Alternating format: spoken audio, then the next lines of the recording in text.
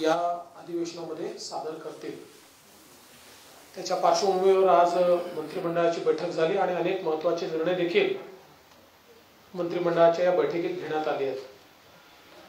आज खरं म्हणजे आमच्या विरोधी पक्षाची पत्रकार परिषद फारशी चॅनल्सवर मला पाहायला मिळाली नाही, पण त्यांचं एक पत्र मात्र माननीय मुख्यमंत्र्यांना त्यांनी दिलेलं आहे आणि ते जे पत्र आहे मला असं वाटतं की अंतिम आठवडा प्रस्तावाचा मसुदा हा या पत्राच्या माध्यमातून त्यांनी दिलेला आहे। नेमकं कोणत्या गोष्टीवर फोकस करावं हे विरोधकांच्या लक्षात येत नाहीये, त्याच्यामुळे गोंधळल्यासारखी त्यांची स्थिती आहे। राज्यासमोरचे जे महत्त्वाचे प्रश्न आहेत त्याच्यावर सरकार सातत्याने काम करते आहे। शेतकऱ्यांचे प्रश्न असतील, शेतकऱ्यांना मदत देण्याचे प्रश्न असतील, कुठे अवकाळीचे प्रश्न असतील, कुठे त्या ठिकाणी दुष्काळाचे प्रश्न असतील, अशा प्रत्येक ठिकाणी मदत करण्याचं धोरण हे सरकारने सातत्याने घेतलंय। जी काही विकासाची कामं आहेत ती देखील अत्यंत वेगाने चाललेली आहेत। मोठ्या प्रमाणात राज्यामध्ये गुंतवणूक देखील येते आहे आणि विशेषतः मराठा समाजाच्या संदर्भात 10% आरक्षणाचा कायदा तयार करून राज्य सरकारने आणि विशेषतः माननीय मुख्यमंत्र्यांनी जो शब्द दिला होता तो शब्द देखील पूर्ण केलाय। या पत्रामध्ये एक वाक्य मला जरा मनोरंजनासारखं वाटलं, कारण त्यात असं म्हटलंय की सभांमध्ये अर्वाच्य भाषा, शिवीगाळ यामुळेच महाराष्ट्राच्या संस्कृतीला गालबोट लागते। आता हे पत्र आमच्याकरता लिहिलंय की सकाळी 9 वाजता जे पत्रकार परिषद घेतात त्यांच्याकरता लिहिलंय, हा पहिला प्रश्न माझा आहे। त्यामुळे महाराष्ट्राच्या संस्कृतीची जर एवढीच तुम्हाला चिंता असेल तर एक पत्र त्यांना देखील द्या, जे कुठले कुठले शब्द वापरतात, काय काय बोलतात। आणि म्हणून मला असं वाटतं की आजच्या परिस्थितीमध्ये विरोधी पक्षाची परिस्थिती ही एका निराशेतनं ते जात आहे आणि आम्हाला मात्र महाराष्ट्राला पुढे न्यायचं आहे। माननीय मुख्यमंत्र्यांच्या नेतृत्वामध्ये रोज नवनवीन विकासाची कामं आम्ही करतो, धरणं आम्ही पूर्ण करतो, रस्ते आम्ही पूर्ण करतो, पुलं आम्ही पूर्ण करतो। त्यामुळे लोकांचं जीवन सुकर होईल अशा प्रकारचं काम हे सातत्याने या ठिकाणी आमच्या सरकारच्या माध्यमातून केलं जात आहे। मी माननीय मुख्यमंत्र्यांचे याकरता देखील आभार मानेन की आजच्या मंत्रिमंडळ बैठकीमध्ये धानाला जो बोनस जाहीर केला होता त्या संदर्भातला निर्णय माननीय मुख्यमंत्र्यांनी घेतला आणि त्यामुळे धान उत्पादक शेतकऱ्यांच्या वतीने मी माननीय मुख्यमंत्र्यांचे अतिशय मनापासून आभार मानतो। अनेक निर्णय झालेले आहेत, मुख्यमंत्री त्या संदर्भात सांगतीलच आणि मी या ठिकाणी आपले उपमुख्यमंत्री महोदय अजितदादा पवार यांना विनंती करतो की त्यांनी या वार्तेला संबोधित करावे। उपस्थित माननीय मुख्यमंत्री महोदय, उपमुख्यमंत्री, मंत्रिमंडळातील सर्व सहकारी आणि पत्रकार मित्रांनो,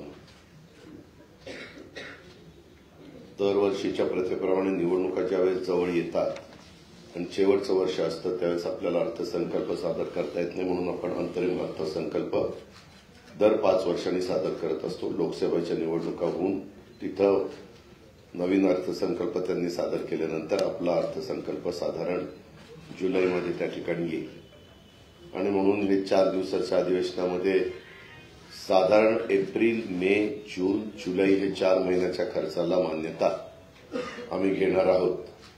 आणि ते घेत असताना हे मी पण आत्ताच पत्र वाचलं, कारण मी पण आज बाहेर दौऱ्यावर होतो, मी मगाशीच आलो आणि आता मला ते वाचायला मिळालं।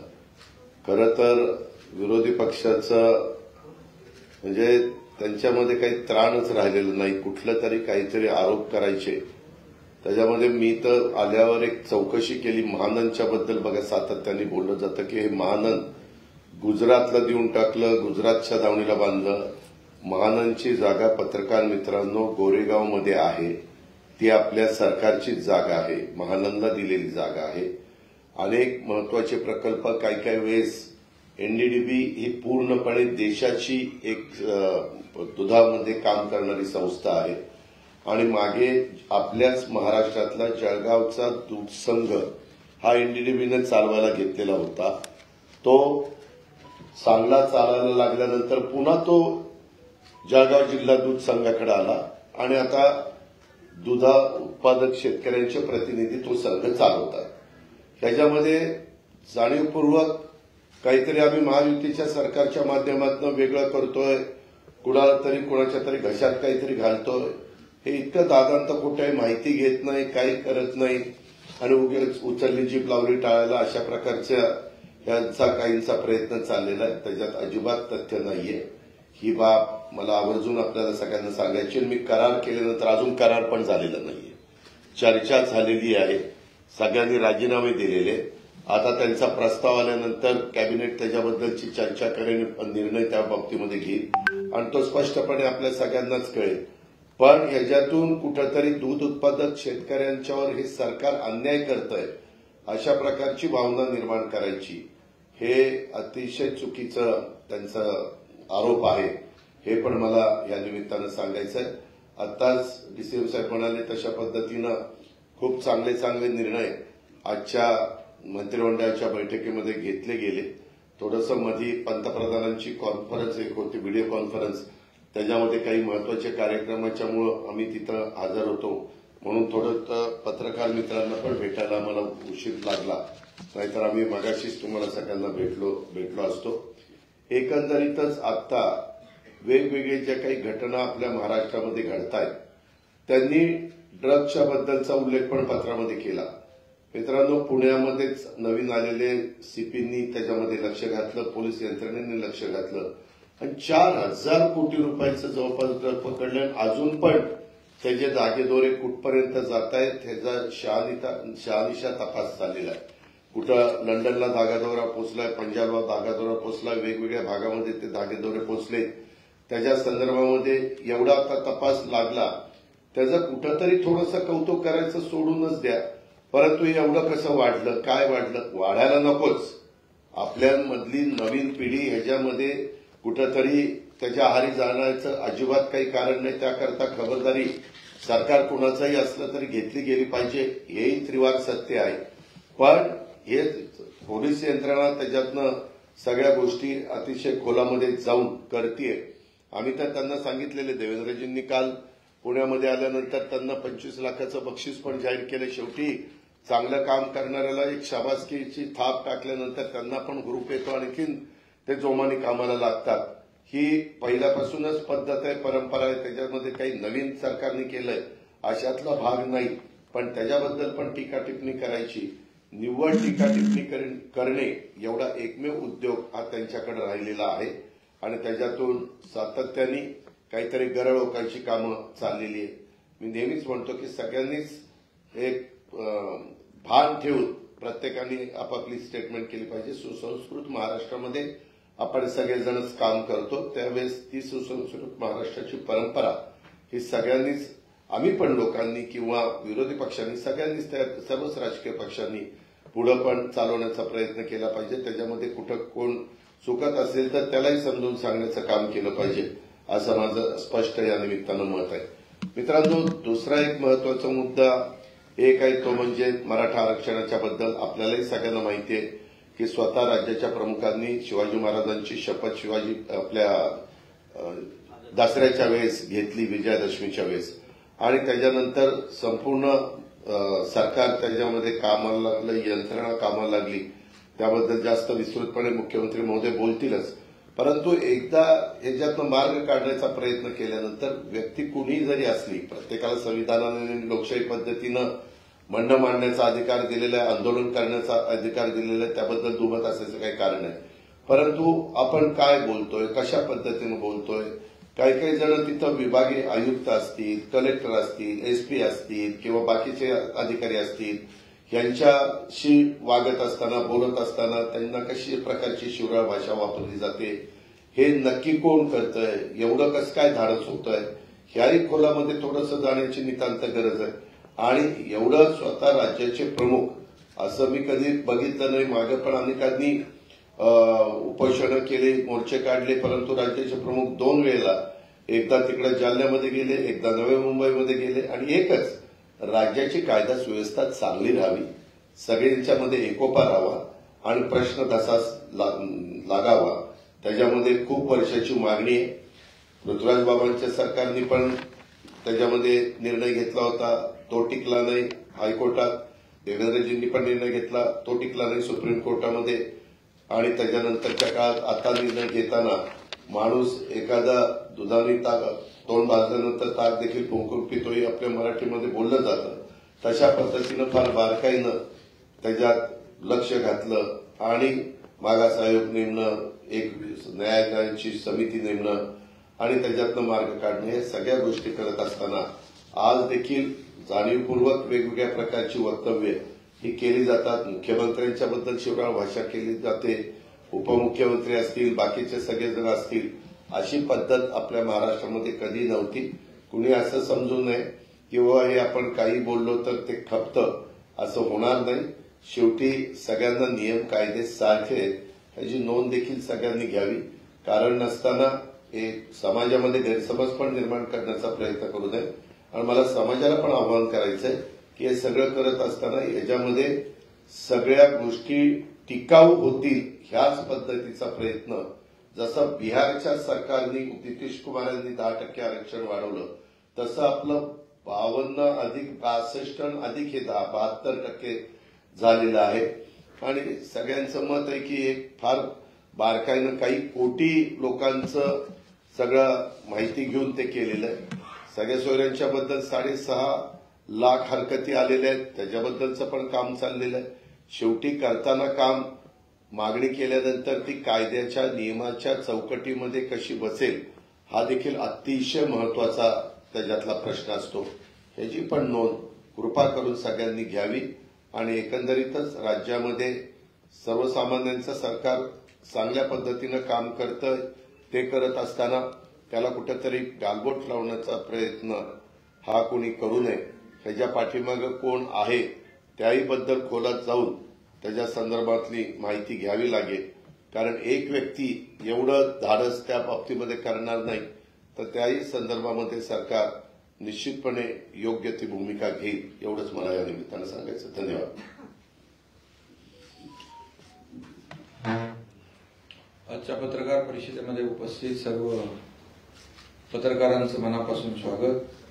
उद्यापासून राज्याचं अधिवेशन सुरू होत आहे आणि त्यामध्ये अंतरिम अर्थसंकल्प आणि 5 दिवसाचं अधिवेशन. विरोधी पक्षांनी मुद्दे मांडले ते आपल्या सगळ्यांना माहीत, आम्ही बघितले नाही, पण खूप मोठं त्याच्यामध्ये. आणि पहिल्यांदाच 2 विरोधी पक्ष नेत्यांचं लेटरेट दिले. अगोदर वेगवेगळे द्यायचे ते. आता त्याच्यामधून काही लोक इकडे आले काँग्रेसमधून आणि सगळ्याच अगदी चलबिचल आहे, अस्थिरता आहे, एकामेकावर विश्वास राहिलाय की नाही माहीत नाही. त्यामुळे कोण काय पत्र देत आहे, कोण काय देणार आहे, कुणी काय दिलंय यापेक्षा दोघांचं एक लेटरेट आले पहिल्यांदा. आणि एकंदरीत विरोधी पक्ष एक कसं मी मागच्या वेळी देखील म्हणालो होतो, एक जसं कॉन्फिडन्स हरवलेला विरोधी पक्ष या ठिकाणी आपण पाहतोय. अधिवेशनाने मागच्या वेळेस देखील आपण पाहिलं की त्यांचा परफॉर्मन्स काय होता सभागृहामधला. खरं म्हणजे चहापान हे एक दरवेळेला आपण ठेवतो, परंतु दरवेळेस जी काही चहापानाची प्रथा असते ती बहिष्कार घालण्याची प्रथा देखील विरोधी पक्षाने कायम ठेवली. तर चहापान म्हणजे काय, चहा प्यायचं आणि तिथे कोणी फक्त राज्याच्या प्रश्नावर काही साधक बाधक चर्चा होत असते तिथे, परंतु विरोधी पक्षाने ती बहिष्कार टाकण्याची परंपरा कायम ठेवलेली आहे. त्यांना चहापानामध्ये नाही, राजकारणामध्ये जास्तीचा इंटरेस्ट आहे. ठीक आहे, त्याच्याबद्दल मी काही बोलत नाही. परंतु हा जो काही उद्याचं जे अधिवेशन आहे त्यामध्ये मोठ्या प्रमाणावर राज्यातले विषय चर्चेमध्ये येतील. त्याचबरोबर आपल्या राज्य सरकारने देखील गेल्या 1.5-2 वर्षामध्ये अनेक निर्णय घेतले. त्यामध्ये शेतकऱ्यांसाठी आपण मोठे निर्णय घेतलेत. जवळपास त्यांचा तोही मुद्दा आहे की शेतकऱ्यांना वाऱ्यावर सोडलं, पण आतापर्यंत 45,000 कोटी रुपयाचं आपण शेतकऱ्यांना मदत केली आहे. मग ती वेगवेगळ्या माध्यमातून अवकाळी असेल, गारपीट असेल, अतिवृष्टी असेल, त्याचबरोबर 6,000 केंद्र सरकारचे, राज्याचे 6,000. त्यांनी पीक विमा योजनेच्या बद्दल देखील आक्षेप घेतलाय. 1 रुपयामध्ये पीक विमा योजना आपण दिली आणि आपण सर्व पैसे सरकार भरतो. आणि यामध्ये देखील हे राज्य आपलं पहिलं राज्य आहे आणि त्यावर देखील त्यांनी टीका केली. माहिती घेतली पाहिजे होती त्यांनी. पण यामध्ये मोठ्या प्रमाणावर जे काय आपण शेतकऱ्यांसाठी, महिला भगिनींसाठी लेट लाडकी लखपती योजना केली, 50% एसटी मध्ये सवलत दिली, महिलांना सक्षमीकरण आपण करतोय, बचत गट, महिला बचत गट आपण सक्षम करतोय. त्याचबरोबर मोठ्या प्रमाणावर आपल्या राज्यामध्ये इन्फ्रास्ट्रक्चरची कामं आहेत. 8 लाख कोटीची पायाभूत सुविधांची कामं सुरू आहेत आणि त्यामध्ये आपण नुकताच अटल सेतूचं उद्घाटन आदरणीय प्रधानमंत्री महोदय यांच्या शुभ हस्ते केलं. समृद्धी हायवे बाळासाहेबांच्या गावात त्याचं आपण लोकार्पण केलं. आज अटल सेतू लोकांच्या जीवनामध्ये बदल घडवणार आहे, गेम चेंजर प्रकल्प आहे आणि म्हणून जे 2 तासाचं अंतर 15 मिनिटांमध्ये पार करतोय. तिथलं मोठ्या प्रमाणावर इकॉनॉमी, पूर्ण सिस्टीम बूस्ट होईल, एक इकोसिस्टीम तयार होईल. असे अनेक प्रकल्प आपण मार्गी लावतो जे पूर्वीच्या सरकारमध्ये थांबले होते. मेट्रोचे प्रकल्प, मेट्रो 3 असेल, मेट्रोचे अनेक जे बाकी प्रकल्प आहेत ते थांबवले होते. हे सगळे जे काय हे आम्ही चालना त्याला देतोय आणि म्हणून उद्योग पळवले म्हणाले. आता आम्ही दावोसमध्ये जवळपास 3,73,000 कोटीचे एमओयू साईन केले. गेल्या वेळेस 1,37,000, त्याचं 80% एक्झिक्युशन झालं. आज जवळपास आता 5 लाख कोटीचे एमओयू साईन झाले. यावेळेस आता आपण इथं आल्यानंतर देखील 40,000चं स्टीलमध्ये इन्व्हेस्टमेंट झाली. ग्रीन हायड्रोजनला आपलं राज्य पहिलं राज्य आहे आपण प्रमोट करणारं आणि आदरणीय प्रधानमंत्री मोदींची देखील संकल्पना आहे ग्रीन हायड्रोजनला आपण पुढे आणलं पाहिजे, त्याला प्राधान्य दिलं पाहिजे. हे सगळं जे काय इतके म्हणजे आपले प्रकल्प सुरू आहे आणि एअरपोर्टचं काम सुरू आहे नव्या मुंबईमध्ये. लोकांच्या जीवनामध्ये बदल घडवण्यासाठी आपण अनेक प्रकल्पांना चालना दिली. जलयुक्त शिवार देवेंद्रजींच्या काळात सुरू झालं, नंतर बंद झालं, त्याला आम्ही मोठ्या प्रमाणावर चालना दिली. शेतकऱ्यांना मागेल त्याला शेततळं, ड्रीप इरिगेशन, या सगळ्या गोष्टी ज्या आहेत या आम्ही त्या ठिकाणी देतोय आणि याचंच एक पोटदुखी जी आहे ही विरोधी पक्षाला आहे. त्यामुळे त्यांना शासन आपल्या दारी एक लोकाभिमुख प्रकल्प कार्यक्रम आहे, तो लोकांपर्यंत जे आता घरात बसले होते, आम्ही तर शासन त्यांच्या दारी जातोय आणि म्हणून आज ही सगळी जी काय आहे ही जे मळमळ आहे ही मळमळ एवढ्यासाठीच की सरकार जोरदारपणे काम करते, सरकार गतिमानतेने काम करते, सरकार हे डबल इंजिनचं सरकार, केंद्र देखील आपल्याला सपोर्ट करतंय, मदत. आज आपण आरोग्याच्यासाठी मोदी साहेबांचं एक उद्घाटन आणि लोकार्पण देशातल्या प्रकल्पांचे होते. आपल्याही राज्यातले अनेक प्रकल्पांचं रिमोटद्वारे आरोग्य विभागाच्या लोकार्पण झालं, भूमिपूजन झालं. त्यामुळे आपण केंद्राकडे पाठवलेला एकही प्रस्ताव कुठलीही कपात न करता मंजूर होतोय आणि म्हणून शेवटी आपल्याला केंद्र आणि राज्य सरकार मिळून या ठिकाणी काम करते. एक विचाराचं सरकार असलं की अशा प्रकारचे रिझल्ट मिळतात आणि म्हणून ही सगळी जी काही पोटदुखी आहे ती पोटदुखी त्यांच्या या पत्रातून दिसून येते आणि म्हणून या सगळ्या प्रकल्पांमुळे जसं केंद्र राज्य आपल्या मोदी साहेबांचं $5 ट्रिलियन जे स्वप्न आहे ते आपण $1 ट्रिलियन इकॉनॉमीचा आपण जे आपलं गोल जो आहे तो आपण अचीव करण्याकडे आपण जातोय. त्यामुळे सगळ्याच राज्यामध्ये सर्वांगीण विकासाचं काम सुरू आहे.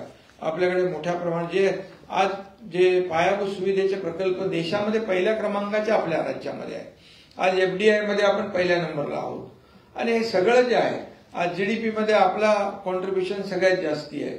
हे महाराष्ट्र जे आहे, मागच्या आपलं सरकार स्थापन व्हायच्या नाही, मला वाटतं तुमच्या काळामध्ये आपण FDI मध्ये पहिल्यावर होतो, नंतर मागे गेलो दुसऱ्या तिसऱ्यावर. सरकार पुन्हा आपलं महायुतीचं आल्यानंतर आपण पुन्हा पहिल्या क्रमांकावर आलो. हे सगळं जे आहे, हे सगळं का म्हणजे मी बोलतोय ते तुम्हाला सगळ्यांना माहित आहे, जे बोलतोय त्यातला एक एक शब्द खरा आहे. आणि म्हणून आज राज्याला आपण प्रगती पथाकडे नेत असताना राज्यातल्या सर्व सेक्टरला आपण स्पर्श करतोय. मग शेतकरी असतील, कष्टकरी असतील, कामगार असतील, महिला भगिनी आहेत, युवा आहेत, सगळे लोक आहेत.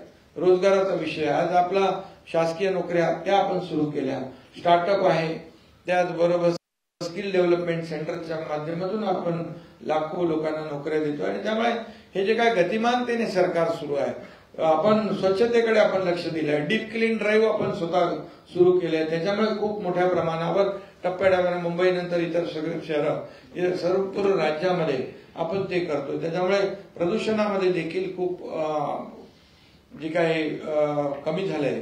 हे सगळं जे आहे, हे सगळं जे काही हजम होत नाहीये आणि त्यामुळे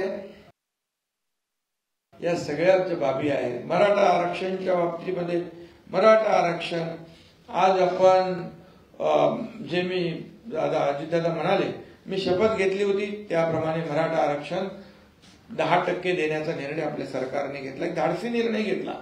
जेव्हा यापूर्वी देखील हा निर्णय घेतला होता, जेव्हा देवेंद्रजी मुख्यमंत्री होते आणि हायकोर्टामध्ये तो निर्णय टिकवला आपण, परंतु दुर्दैवाने सरकार बदलल्यानंतर सुप्रीम कोर्टामध्ये ज्या पद्धतीने बाजू मांडली पाहिजे होती ती बाजू मांडली नाही, दुर्दैवाने तिथे रद्द झाला. आणि आता याच्यामध्ये कुणबी नोंदी आहेत, त्या आपण तिथे शिंदे कमिटी आहे ते एक वेगळं काम सुरू आहे. आज त्याच्यामध्ये जे नोटिफिकेशन काढलेलं आहे त्याच्यामध्ये आपण हरकती 6 लाख आलेले आहे, त्याची स्क्रुटिनी करतोय. त्यानंतर ते आपण त्याच्यावर प्रक्रिया सुरू आहे, त्याच्यावर सरकार योग्य तो निर्णय घेईल. परंतु जे सुप्रीम कोर्टामध्ये आरक्षण टिकवण्यासाठी जे काय मुद्दे, ज्या काय बाबी मांडायला पाहिजे होत्या, तिथे आलेलं जे अपयश आहे आणि ते अपयश, तिथे काढलेल्या त्रुटी, तिथे ज्या काही निरीक्षणं सुप्रीम कोर्टाने नोंदवली होती ती पूर्णपणे आम्ही मागासवर्ग आयोग नवीन गठीत केला, त्याचे पुनर्गठन केलं आणि मोठ्या प्रमाणावर 4 लाख लोक काम करत होते. आणि 4 लाख लोक काम करत असताना मागासवर्ग आयोग, त्याचबरोबर 3 निवृत्त न्यायाधीश, त्यांना आपण याच्यामध्ये मदतीला घेतलं होतं. इतर सगळी टीम जी आहे, जेव्हा अगोदर हायकोर्टामध्ये टिकवलं त्यावेळेस जी टीम होती त्यांची मदत आम्ही घेतली आणि हे मराठा आरक्षण 10% देण्याचा निर्णय घेतला. जसा आम्ही शब्द दिला होता तो शब्द आम्ही पूर्ण केला. ओबीसी समाज, इतर समाजाला धक्का न लावता आम्ही मराठा आरक्षण देणार, ही भूमिका सरकारची स्पष्टपणे पहिल्या दिवसापासून होती आणि ती आम्ही पूर्ण केली. आज काही लोक म्हणतात ओबीसी मराठा आरक्षण टिकणार नाही. अरे आता आम्ही दिलेलं आहे, तुम्ही तर दिलं नाही कधी. जेव्हा तुमच्या हातात संधी होती तेव्हा दिलं नाही. मराठा समाजाचा वापर करून घेतला, नेते मोठे मोठे सर्व पदाधिकारी झाले, सत्ता आली, सगळं आलं, परंतु त्या समाजाला वंचित ठेवलं आणि आम्ही प्रामाणिकपणे दिलं. आता तुम्ही सांगता टिकणार नाही. अरे का टिकणार नाही त्याची कारणं द्या. आणि मराठा समाजाला दिलेलं आरक्षण पूर्णपणे कायद्याच्या चौकटीत आणि कायद्याच्या कसोटीवर टिकणार आहे. मोठ्या प्रमाणावर आपण एम्पिरिकल डेटा गोळा केलेला आहे. तो फक्त सॅम्पल सर्व्हे नाही, एक्सटेन्सिव्ह सर्व्हे केला आहे, डिटेल्ड सर्व्हे केलेला आहे. मराठा समाज मागास कसा आहे सोशली आणि एज्युकेशनली, हा पूर्णपणे जसं कोर्टाने म्हटलं तुम्ही पहिलं मागास सिद्ध करा. कोर्टाने ज्या ज्या बाबी मांडलेल्या आहेत त्या त्या बाबींचा अंतर्भाव आम्ही मराठा समाजाला आरक्षण देताना केलेला आहे. त्यामुळे मराठा समाज दिलेलं आरक्षण पूर्णपणे कायद्याच्या चौकटीवर बसण्यासाठी, टिकण्यासाठी शासन पूर्ण ताकद लावेल. आणि आम्हाला विश्वास आहे ज्या बाबी सुप्रीम कोर्टाने ज्या मांडल्या होत्या, जी निरीक्षणं नोंदवली होती, ज्या त्रुट्या दाखवल्या होत्या, त्या पूर्णपणे दूर यामध्ये केलेल्या आहेत. त्यामुळे विरोधी पक्षाने देखील हे आरक्षण कसं टिकलं पाहिजे अशा सूचना न करता टिकणार नाही, टिकणार नाही, टिकणार नाही, का टिकणार नाही याची कारणं तर देत नाहीत. आणि म्हणून मी आपल्याला एवढंच सांगतो की आज मराठा समाजाला आरक्षण आपण दिलंय, जसा शब्द दिला त्याप्रमाणे सरकार वागलेलं आहे. त्याचबरोबर ज्यांना कुणबी नोंदी सापडत नव्हत्या त्यांचा देखील आम्ही जस्टिस शिंदे समितीच्या माध्यमातून तेही काम सुरू केले, त्याचं नोटिफिकेशन काढले, त्याच्या हरकती आल्या आणि म्हणून अगदी तात्काळ यामध्ये कायदेशीर प्रक्रिया सगळ्या बाबी ज्या आहेत या पूर्ण केल्या पाहिजेत. एवढ्या घाई गडबडीमध्ये कुठलाही निर्णय घेता येणार नाही आणि आम्ही कोणाची फसवणूक करणार नाही, आम्ही कुणालाही फसवणार नाही. पहिल्या दिवसापासून आमची भूमिका स्पष्ट आहे आणि म्हणूनच जो काही निर्णय घेतलाय हा टिकणारा निर्णय आम्ही घेतलेला आहे. आणि म्हणून माझी विरोधी पक्षाला देखील त्यांनाही आव्हान आहे की यामध्ये मराठा समाजाला आरक्षण दिल्यानंतर तुम्ही दिलं नाही पण आम्ही दिल्यानंतर उलट तुम्ही त्याच्यामध्ये सहकार्याची भूमिका घ्यायला पाहिजे. ते कसं टिकेल या बाबतीत चांगलं बोललं पाहिजे. ते टिकणार नाही असं संभ्रम निर्माण करून मराठा समाजाला त्याचं खच्चीकरण करण्याचं काम कोण करतंय याचा देखील जनतेसमोर उलगडा नक्कीच होईल. आणि म्हणून मी एवढंच सांगेन की आता सरकारने निर्णय घेतलाय, सरकारने निर्णय घेतलेला असताना यामध्ये टिकवण्याचा देखील जबाबदारी आमची आहे आणि म्हणूनच या कायदा सुव्यवस्था राखण्याची जबाबदारी देखील आमची आहे. त्यामुळे कुणीही या संयम पाळावा, कायदा हातात घेता कामा नये. शेवटी सर्वसामान्य माणसाला या राज्यामध्ये सुखाने, समाधानाने, आनंदाने जगण्याचा अधिकार आहे. त्यामुळे सरकारने जो शब्द दिला तो शब्द पाळलेला आहे आणि म्हणून आंदोलनकर्ते जे कोणी असतील त्यांनी देखील या सगळ्या गोष्टी सरकारने केलेल्याची जाणीव ठेवली पाहिजे. सरकारने आतापर्यंत जे जे काही केलं, जस्टिस शिंदे कमिटी नेमली, अगदी तेलंगणा, हैदराबाद पर्यंत त्या ठिकाणी देखील आपले लोक गेले, त्या ठिकाणी देखील जे काही पुरावे आहेत ते आपण शोधतोय. आणि म्हणून मराठा समाजाला ओबीसी प्रमाणे जोपर्यंत आरक्षण मिळत नव्हतं सवलती देण्याचा निर्णय आपण घेतला.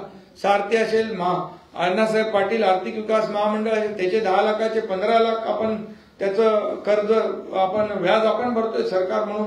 आज हॉस्टेल ज्या ठिकाणी आहेत तिथे हॉस्टेल दिलेत, जिथे हॉस्टेल नाही त्यांना आपण भाडं वाढवून ते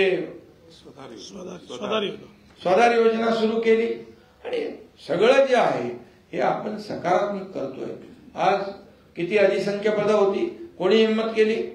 आमच्या सरकारने हिंमत केली. 5,000 लोकांना ज्याचं सिलेक्शन झालं होतं, अपॉइंटमेंट मिळाली नव्हती, त्यांना अपॉइंटमेंट देण्याचं धाडस देखील आमच्या सरकारने केलं. 5,000 लोकांना आज नोकऱ्या मिळालेल्या आहेत. मध्ये मॅटमध्ये 500 लोक गेले होते एमपीएससीचे, तिथे हायकोर्टामध्ये बाजू मांडून लढवून परत त्यांना नोकऱ्या दिल्या आम्ही.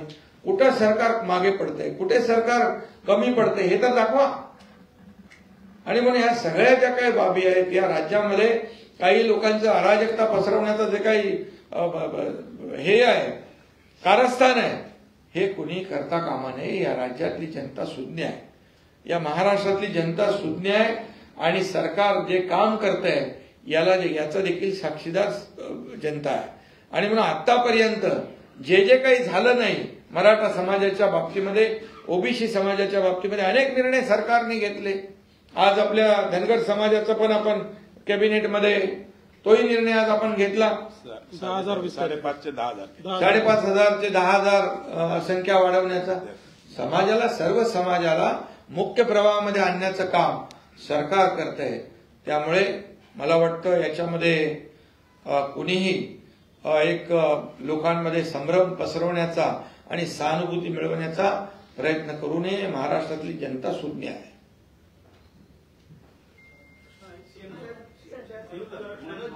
पाटील वारंवार त्यांच्या मागण्यांमध्ये बदल करतायत, नवीन मागण्यांचा समावेश करतायत आणि आज त्यांनी दुपारी जे स्टेटमेंट केलेले असंसदीय शब्द काही वापरलेले आहेत त्यांनी, तर त्या संदर्भात आपली काय प्रतिक्रिया? दुसरं म्हणजे त्यांच्या विधानामागे विरोधी पक्षांचे नेते आहेत का? काही जणांनी आरोपी थेट केलेले आहेत. शरद पवार साहेबांचं, उद्धव ठाकरेंचं नाव येते, राजेश टोपे यांचं जे स्थानिक नेते जालन्याचे त्यांचे देखील नाव घेतलेलं आहे. खरं म्हणजे मनोज जरांगे पाटील एक मराठा समाजासाठी एक प्रामाणिक भावना मनामध्ये ठेवून या लढ्यामध्ये उतरले अशी आमची पूर्ण भावना होती आणि त्याप्रमाणे मग जस्टिस शिंदे कमिटी आम्ही केली. आतापर्यंत कुणबी प्रमाणपत्र मिळत नव्हतं, ते देण्याचं काम सुरू झालं. मग त्याच्यामध्ये त्यांची मागणी आली सरसकट द्या, त्याच्यानंतर मागणी आली सगळ्या मराठवाड्यात पुरती मर्यादित होती, त्यांना अख्ख्या राज्यामध्ये व्याप्ती वाढवा, ती आम्ही वाढवली. त्यानंतर सगळ्या सोयऱ्याची मागणी आली, त्याच्यावर नोटिफिकेशन काढलं, त्याच्यावर हरकती आलेल्या आहेत, त्या अद्याप त्याच्यावर प्रक्रिया सुरू आहे. त्यानंतर ओबीसी मधून द्या, अशा प्रकारच्या मागण्या वेगवेगळ्या वेळोवेळी बदलत गेल्या.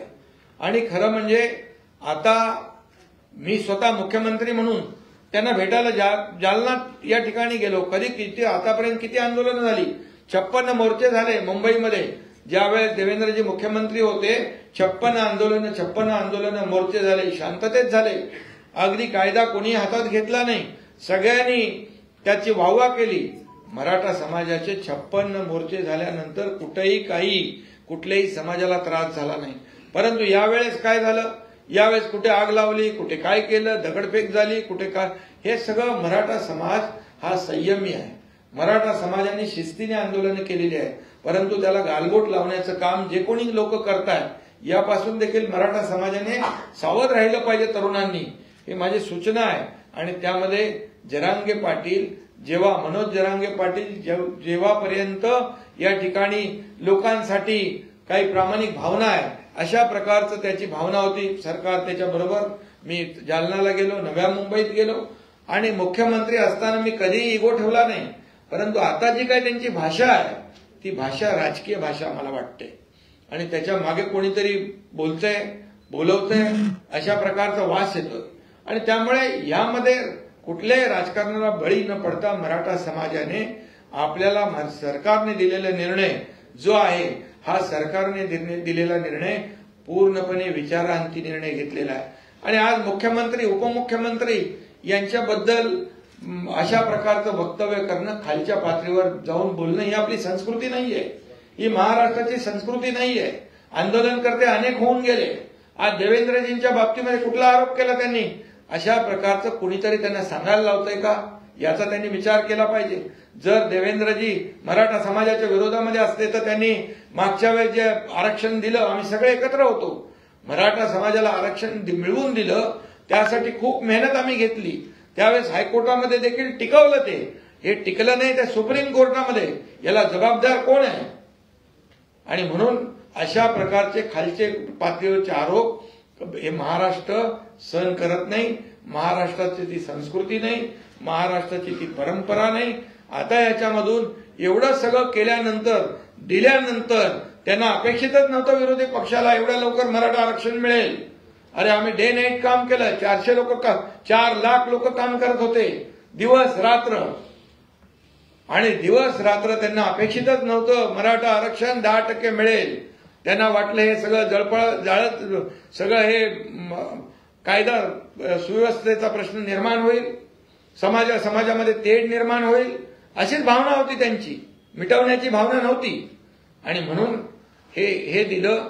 त्याचबरोबर कुणबी प्रमाणपत्र मिळत आहे, ते पण आपण सुरू केलं.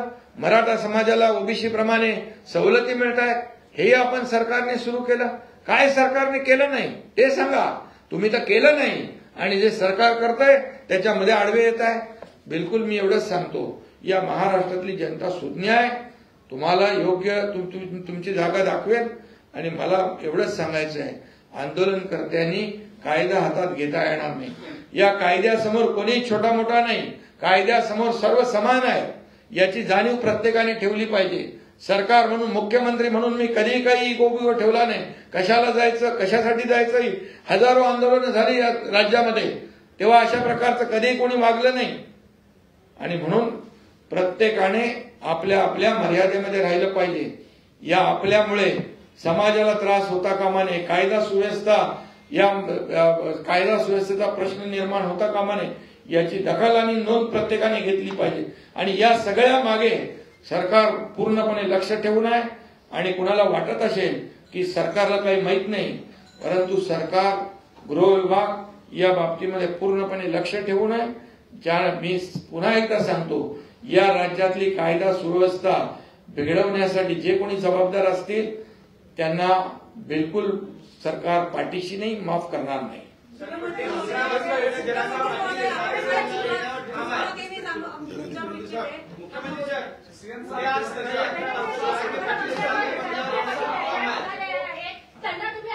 काय उद्या सकाळी 11 वाजता सागर बंगल्यावर येणार असं थेट आव्हान केलंय. पोलीस आणि गृह विभाग आहे जे कायदा सुव्यवस्था राखण्यासाठी जे जे काही करायचं ते करेल. आणि फडणवीस साहेबांवर त्यांनी आरोप केले त्यांच्यावर कारवाई होणार का आणि फडणवीस साहेबांचं मत त्याबाबत काय आहे? सर अजून त्याला जोडून एक प्रश्न आहे मला की तुम्ही एक म्हणालात एक आरोप त्यांनी केला आहे की सलाईन मध्ये विष देऊन मारण्याचा प्रयत्न आहे. लक्षामध्ये दिलं आणि तुम्ही त्यांच्यावर कारवाई करायला पाहिजे होती. ज्या पद्धतीने ते वाद गेले आणि जरांगे पाटील हे काय एकमेव मराठ्यांचे नेते नाहीयेत असं आम्ही मानतो आणि जनताही मानते.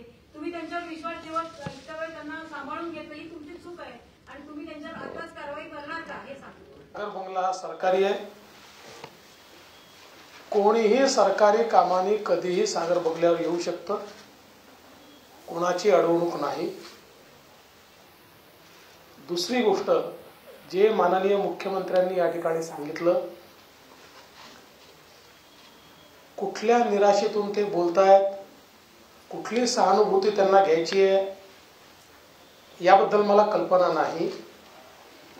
ते जे बोलले ते बिनबुडाचं आहे, धादांत खोटं आहे हे त्यांना देखील माहिती आहे.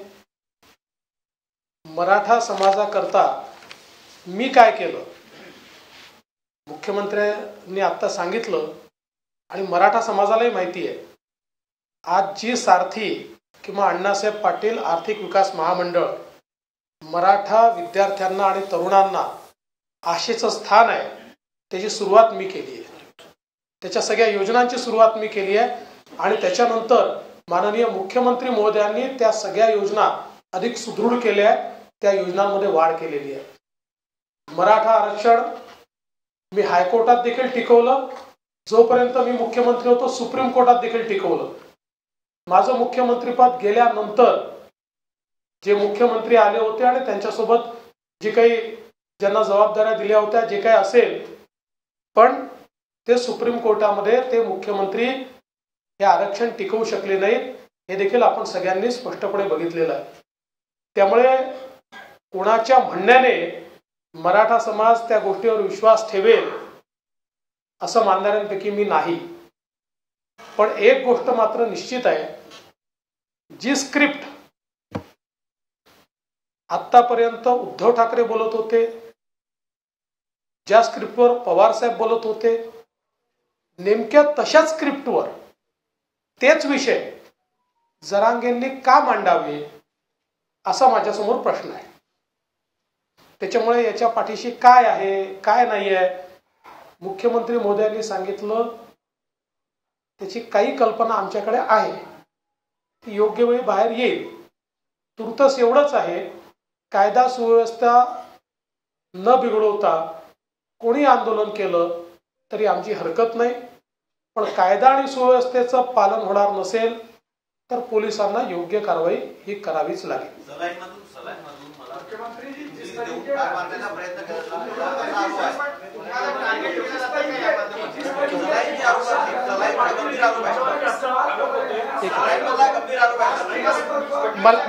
मी तुम्हाला प्रश्न विचारतो, सोडून द्या. तुमचा तरी विश्वास आहे का? मी तुम्हालाच प्रश्न विचारतो, सोडून द्या. तुमचा तरी विश्वास आहे का? अशा गोष्टीला उत्तर तरी द्यायच्या. तुम्हालाही समजलं पाहिजे. तुम्ही मला असे प्रश्न विचारता, मला तुमचं आश्चर्य वाटतं. आंदोलन चल रहा है तो दूसरी तरफ महाराष्ट्र में चुनाव सामने है, इसलिए आपको लगता है कि ये साजिश के तहत जो है मनोज जरांगे एक तरह से निकले हैं और साजिश के पीछे कोई राजनीतिक साजिश आपको नजर आती है और जांच करेंगे? इसलिए तो मैंने पहले कहा कि जब एक कार्यकर्ता के रूप में एक समाज के लिए जो लड़ता है न्याय दिलाने के लिए, तब तक हमने पूरा उनको सहयोग किया. क्या नहीं किया? हम लोग ने सब कुछ किया है. और अब जब उनकी बोली भाषा बदल गई है, जैसे डीसीएम साहब ने बोला कि जो शरद पवार उद्धव ठाकरे जो बोल रहे हैं वो वही भाषा बोल रहे हैं, इसका मतलब ये साजिश है. और ये साजिश का पर्दाफाश तो होगा. इसमें कोई कानून के सामने कोई छोटा बड़ा नहीं है. जब तक हम समझते थे एक ईमानदारी से लड़ाई लड़ रहे हैं, हम उसके लिए सब कुछ किया. मुख्यमंत्री किधर जाता है, कितने आंदोलन हुए आज तक. इसलिए अपने अपने सीमा में हर एक ने रहना चाहिए. सरकार सबका है और सरकार सबके लिए कर रहा है. हमने जो शब्द दिया था वो पूरा किया है. किसी अन्य समाज को अन्याय नहीं करते हुए. ये तो मराठा समाज में खुशी की लहर है. अभी ये बार बार ये मांग ए होने के बाद दूसरा, ए होने के बाद बी होने के बाद सी होने के बाद डी, वो सब देने के बाद फिर तो राजनीति की भाषा बहुत चालू हो गई। ये ऐसे कौन से देवेंद्र जी ने अगर मराठा समाज को नहीं देना होता तो उनके समय में मराठा आरक्षण कैसे मिलता? मराठा समाज को आरक्षण भी मिला, हाईकोर्ट में उसको वैलिड भी हुआ और सुप्रीम में जब गया तो मुख्यमंत्री कौन थे? 5000 लोगों को नौकरियां देने की बात थी तो यही एकनाथ शिंदे ने कहा था जो भी होगा उसका जिम्मेदार हम है, हम फेस करेंगे। 5000 लोगों को नौकरी देने का हिम्मत हम लोग ने दिखाया है। तो जो बोलने वाले जो है उन्होंने सिर्फ मराठा समाज का इस्तेमाल किया है। अब जब दिया है तो बोलते टिकेगा नहीं। अरे क्यों टिकेगा नहीं, उसका तो रीजन बताओ। ये मराठा आरक्षण पूरा ऐसी तरह से दिया है कि जो सुप्रीम कोर्ट ने जो ऑब्जर्वेशन, जो त्रुटियां, खामियां निकाली थी उसे पूरा किया है। 4 लाख लोगों को काम पे लगाया था इसमें।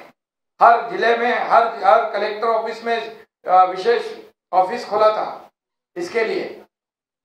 और जो दिया है तो उसे पॉजिटिव बात करनी चाहिए। इसका मतलब राज्य में कानून व्यवस्था बिगाड़ना, ये सामने चुनाव देखकर राजनीति की रोटियां सेकना, ये लोग बहुत भली भांति जानते हैं। बहुत समझदार महाराष्ट्र की जनता है।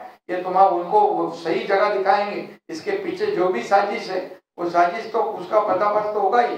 लगातार जो भूमिका बदल रही है मनोज जरांगे पाटिल की, पिछले 3 महीने से आपसे लगातार मांग बढ़ती जा रही है। अब जब आरक्षण की मांग पूरी होती है उसके बाद राजनीतिक आरोप प्रत्यारोप शुरू हो जाते हैं, इसको कैसे? ये देखो महाराष्ट्र की संस्कृति है। इतने निचले स्तर पर आरोप लगाना आंदोलनकारियों ने ये शोभा नहीं देता है। ये उनकी बोली नहीं है, ये और किसी की बोली। और इसलिए मैं अभी भी कहूंगा कि उन्होंने इससे बलि पड़ना नहीं चाहिए, लोगों के बहकाव में नहीं आना चाहिए। जो लोग जो आज जिन्होंने इतने साल राजनीति की, जब उनके हाथ में था मराठा समाज को आरक्षण देना तब नहीं दिया, वंचित रखा सबको। और जब हमने देने की हिम्मत बताई तो उसके साथ में जैसे सहयोग करना चाहिए, न कि कानून व्यवस्था बिगाड़ के संभ्रम निर्माण करना चाहिए।